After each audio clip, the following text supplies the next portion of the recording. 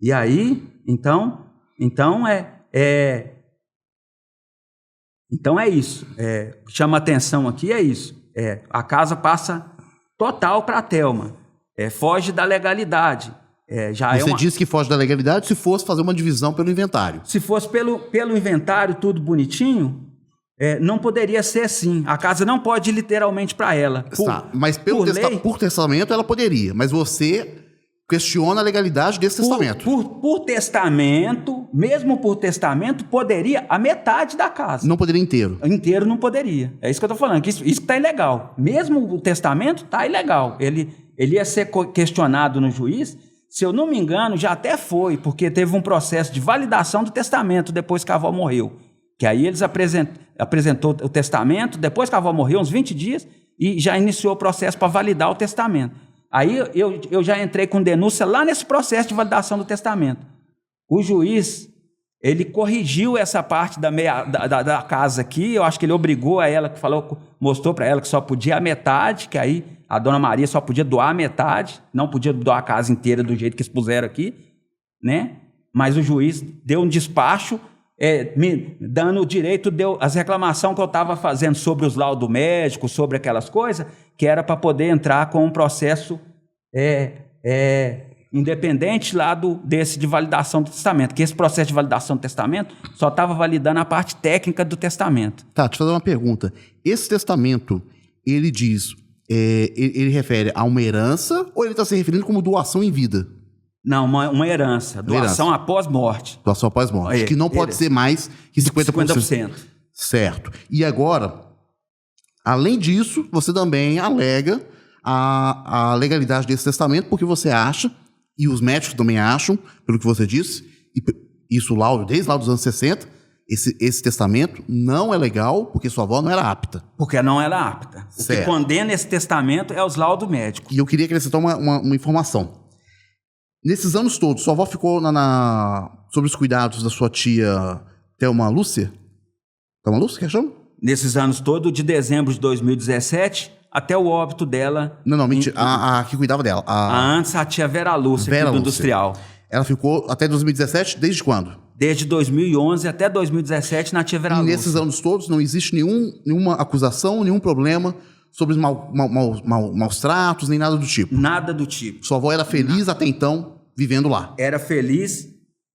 Tem os perrengues normal da minha avó, que já não era a cabeça 100%, então ela era destemperada.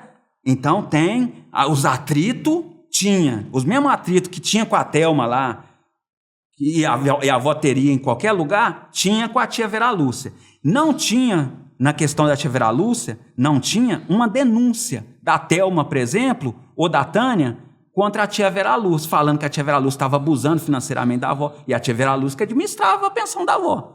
Mas não tinha denúncia nenhuma nesse sentido. Contra a tia Tânia, tem um caminhão de denúncia. Porque a tia Tânia denunciou, a tia Vera Lúcia denunciou, tem um inquérito policial no Mas uma coisa, nesses anos que ela passou com a Vera Lúcia, já era claro que ela não era uma pessoa responsável pelas faculdades mentais dela. Sim. Ou seja, se ela não era nessa época, muito menos ela seria depois. 2018. Ou seja, não faz sentido nenhum ela ter feito um testamento, porque legalmente ela não pode. Não pode fazer, não podia fazer. Ela não tinha saúde rígida, igual diz aqui se você me permitir, eu vou ler um pedacinho do laudo médico aqui, do testamento, do doutor Repsoldi. Aqui, o Roberto Repsoldi. Ele alega aqui. Por favor, fala no microfone.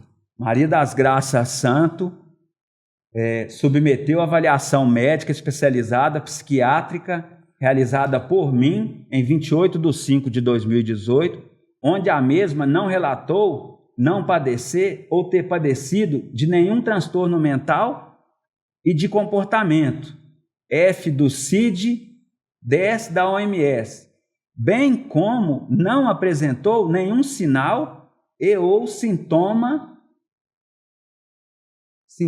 clínico psicopatológico, em que concluo neste a atual e total rigidez psíquica data 28/5/2018, doutor, médico psiquiatra do Hospital da Guarda Civil de Belo Horizonte, um médico que tem uma carreira brilhante, um médico conhecido em Belo Horizonte, Paulo Roberto Repsoldi, CRM 25978. Mas esse laudo você questiona?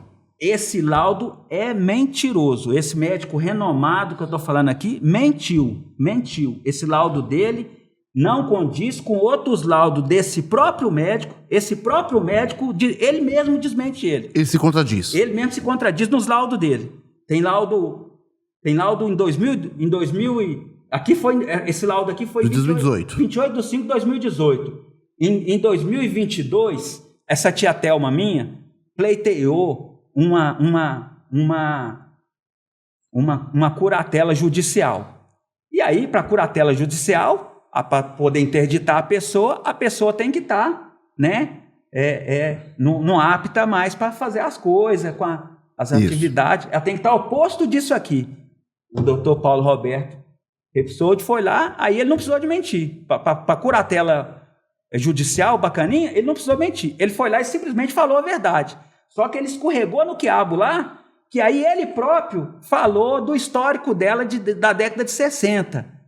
Ou seja, aí ele mesmo desmentiu, que lá ele falou que ela era tinha tanto problema para poder ser interditada, que ela estava apta a ser interditada, que ela já tinha problema cognitivo desde a década de 60. Palavras do doutor Paulo Roberto Repsoldi, desde a década de 60. E realmente tem relatório dela da década de 60, igual eu estava falando. Existem esses relatórios guardados, registrados? Existe eles aqui, né? Inclusive, que eu apresentei nesse inquérito aqui. Ó. Perfeito. Tem um relatório... Tem um relatório... Ou seja, por você e pelos registros, não há dúvida de que sua avó era inapta para poder fazer um direcionamento dos bens dela. Não há dúvida, eu paguei um advogado em 2023, eu paguei um advogado, nós juntamos esses relatórios médicos antigos da avó, onde mostra que ela tinha déficit cognitivo, tinha problema cognitivo. Ele fez uma pesquisa bem feita, elaborou uma notícia-crime contra os dois médicos, contra a Thelma e contra a testamenteira, a doutora Tatiana. Essas 4 pessoas. Elaborou essa notícia-crime com as provas, os relatórios médicos, tudo bonitinho. Apresentamos essa notícia-crime na 12ª Promotoria Criminal em Belo Horizonte, do Ministério Público. O promotor analisou, na mesma hora ele aceitou a denúncia, ele elogiou a notícia-crime, estava muito bem formulada, muito bem feita, oficiou a Polícia Civil, isso lá em 2023. Oficiou a Polícia Civil. Eu não sei se estou confundindo 2023 ou 2024, nós estamos em 2025 agora. Eu acredito que foi em 2024, foi ano passado. Aí oficiou a Polícia Civil abriu o inquérito, já ouviu os médicos, ouviu a Thelma, se eu não me engano, ouviu a Tatiana também. Esse inquérito está bem adiantado lá, investigando esses laudos médicos. Tá, esse testamento veio a ver luz do dia? Sua família foi ver ele quando? A minha família foi conhecer ele... Só depois do óbito da sua avó? Só depois do óbito da minha avó. Lá por dia 20 de dezembro, alguma coisa assim, novembro, dezembro. A avó morreu em 25 de outubro. Foi junto comigo, nós foi ter o acesso tudo junto.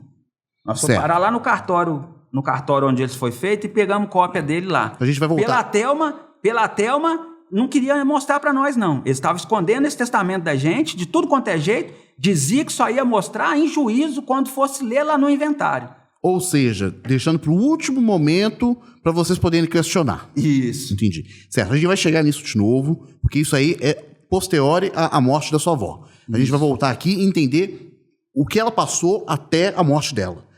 Nesse momento, ela estava lá com a outra família e vocês não tinham acesso a ela, não tinham contato com ela. Isso. Aí você disse que teve denúncias de coisas que aconteceram lá. De maus tratos. Maus tratos e de violência financeira.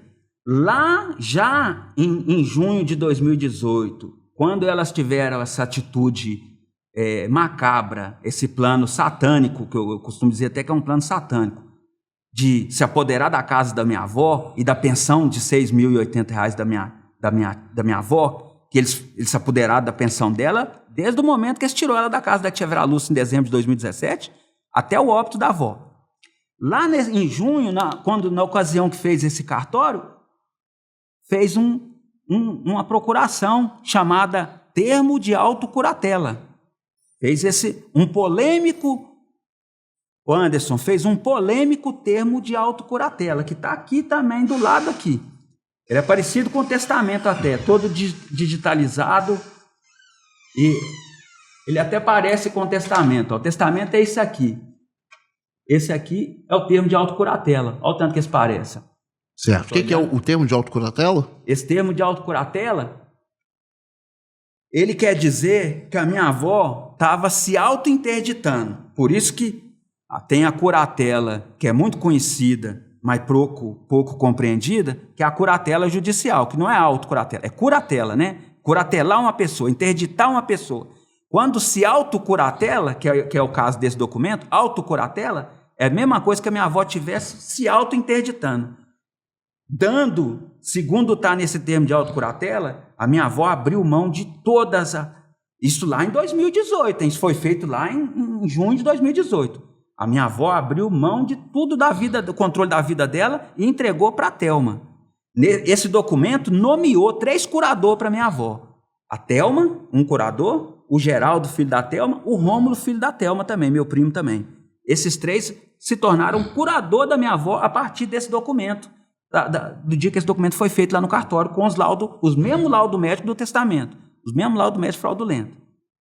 Para a pessoa se autocoratelar, assim como para fazer um testamento e doar metade dos bens, ela tem que estar lúcida, para se autocoratelar também, tem que estar lúcida também, muito bem lúcida.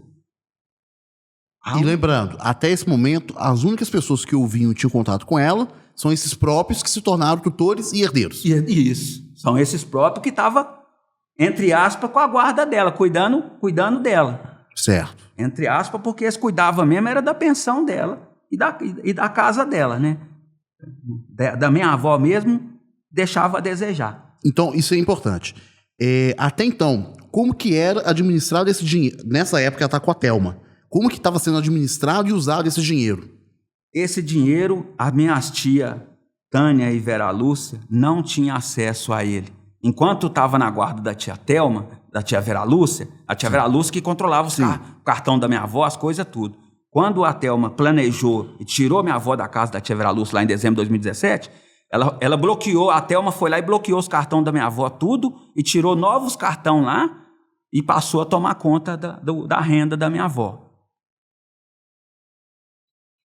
A minha tia Tânia foi lá no Ministério Público e denunciou essa coisa, que falava, só que minha tia Tânia não tinha prova, não tinha como falar, mas minha tia Tânia suspeitava que a Thelma estava escondendo a avó lá, não estava deixando elas visitar a avó, porque a Thelma estava com motivação na pensão da avó, fazendo mau uso da pensão da avó. Nesse documento de autocuratela que nomeou 3 curadores para a avó, a senhora Thelma, o Geraldo e o Rômulo, esse mesmo documento nomeou um salário mínimo para cada um dos curadores. Cada um dos curadores receberia por mês, a partir dali, um salário mínimo. Da onde? Da pensão de 6.080 da minha avó. A minha avó se auto-interditou e minha avó, na ideia deles, é minha avó que fez isso tudo por livre e espontânea vontade. Vê se a pessoa com a cabeça boa ia fazer isso. Você abriu mão das coisas dela, pôs tudo na mão desses curadores e ela própria estipulou um salário mínimo para cada um, sendo que eles recebiam um salário mínimo cada um. A Thelma, um salário mínimo, o Geraldo, um salário mínimo, o Rômulo, um salário mínimo. Só que quem cuidou da minha avó, depois que eu fui saber, quem cuidou da minha avó a maior parte do tempo, durante esses quase 5 anos que ficou na guarda dessa quadrilha lá, eu chamo de quadrilha, minha tia Thelma e os filhos dela, a avó ficou mais na casa do Geraldo. Quem mais cuidou da avó é o Geraldo. Eu acho que seria até justo, razoável, o Geraldo receber, porque ele que se matava para cuidar da família dele e cuidar da avó também. Então, se pagasse ele um salário mínimo para ele cuidar da avó, tava beleza, eu não ia questionar. Agora, o estranho é que era um salário mínimo para ele, um para a Thelma que não fazia nada e para o Rômulo também que não fazia nada. Ou seja, esse dinheiro estava vazando, não sendo usado com sua avó? Estava sendo distribuído. Esse dinheiro, o Anderson, esse dinheiro, se a Thelma tivesse boa intenção com a minha avó, esse dinheiro ela poderia ter, em vez de pôr a avó na casa do Geraldo, que era uma casa simples lá em Neves, a casa dele aqui, depois ele mudou aqui para o São Bernardo, para o Planalto, é uma casa, um barracão simples também, a avó dormia na sala. Ele é pobre, ele é família humilde, pobre, então mora ele, a esposa dele e acho que, se eu não me engano, 2 ou 3 enteados. Então, um barracão pequeno, a avó dormia na sala. A avó, com esses R$6.080 por mês, eles podiam muito bem, a Thelma podia muito bem pagar uma casa de repouso decente para minha avó, com esse dinheiro, investir numa casa de repouso decente, e as tias ir lá e ficar visitando e monitorando a avó na casa de repouso, sabe? Se ela tivesse boa intenção, faria isso. Poderia até pagar uma casa de repouso, dependendo, o que sobrasse, ela podia até usar. Mas preocupasse em primeiro lugar com a avó. Não fizeram isso hora nenhuma. Não fizeram isso hora nenhuma. Depois de 2018, veio 2021, julho de 2021, 21/7 de julho de 2021, aconteceu um transtorno lá, que minha avó estava na casa da Thelma, lá no São Bernardo. Ela já tinha ido para Neves, voltado para o São Bernardo de novo, estava no São Bernardo, na casa da minha avó. A Thelma desentendeu com a minha avó na hora do almoço, os vizinhos chamou a polícia veio e prendeu a Thelma em flagrante. Aí a polícia levou minha avó presa aqui para a delegacia do idoso ali em Belo Horizonte, levou a tia Vera Lúcia presa, ficou presa lá em flagrante, aí teve que pagar uma fiança de R$3.000, acredito eu, que tirou do dinheiro da pensão da minha avó e pagou a fiança lá para ela responder em liberdade.